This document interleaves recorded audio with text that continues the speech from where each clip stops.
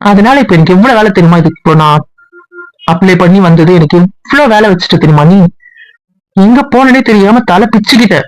தெரிஞ்சுக்கோ, இங்கதான் வந்தேன்னு தெரியாம நான் இவ்வளவு கஷ்டப்பட்டேன் தெரியுமா? இன்னும் எப்படி கஷ்டப்படுத்துற? எனக்கு இவனுக்குலாம் தேவையா இந்த நீங்க வெறுப்பேத்தாதீங்க நீங்க சொல்லிட்ட. எனக்கு புரியல. நான் செமினாருக்கு வருவேன், வராம போவேன். அது என் பர்சனல். புருஷன் கூட இருக்கா வந்தேன். என் புருஷன் கூட மட்டும் இருக்கதான் வந்தேன். புரிஞ்சுதா? செமினார் வந்து போர் அடிக்குதுன்றதுனால நடுவில் சும்மா நான் தான் கேட்டேன், போய் அட்டன் பண்ணிட்டு வரேன். எனக்கு அதுவும் போர் அடிச்சுட்டு திருப்பி நான் என் புருஷன்கிட்டே வந்துட்டேன். பாட்டி அவனை புருஷன் புருஷன் புருஷன் சொன்னீங்க, எனக்கு கோபம் ஏறுது.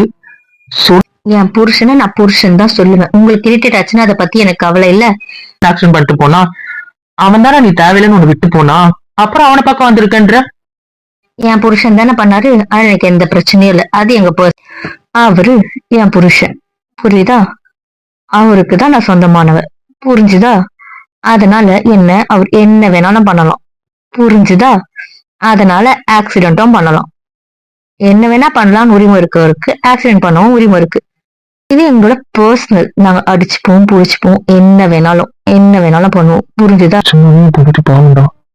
இருந்தாலும் அதை வச்சு அவள் எவ்வளவு டச் பண்ணிருக்காங்க பாரு.